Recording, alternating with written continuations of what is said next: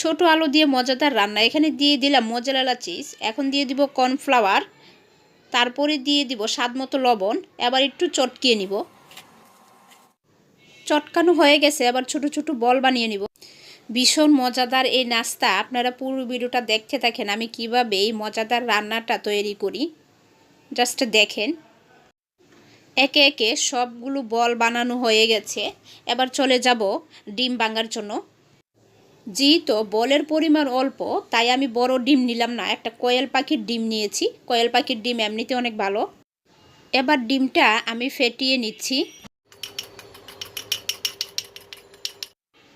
এবার ডিমের মধ্যে আমি একটা বল চুবিয়ে নিলাম। চুবানোর পরে হচ্ছে গিয়ে বিটগ্রাম দিয়ে চুবাইয়ে নিচ্ছি, কারণ বিটগ্রাম একটা একটা করে বল চুবাচ্ছি, এতে দেখতে সুন্দর হবে এবং বলগুলো নষ্টও হবে না। একে একে সব বলগুলো এভাবে করে নিচ্ছি। এবার চুলার মধ্যে কড়াইটা দিয়ে দিলাম। এখন একটু তেল দিয়ে দিব। তেলটা গরম হওয়ার পরে বলগুলো ছেড়ে দিচ্ছি।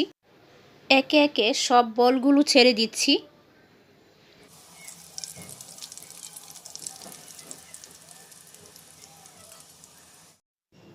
হয়ে গেল মজাদার রান্না, এবং আশা করি অবশ্যই বাসায় আপনারা ট্রাই করবেন। যদি আমার ভিডিওটি ভালো লাগে তাহলে আমার চ্যানেলটা সাবস্ক্রাইব করে লাইক কমেন্ট করে পাশে থাকবেন।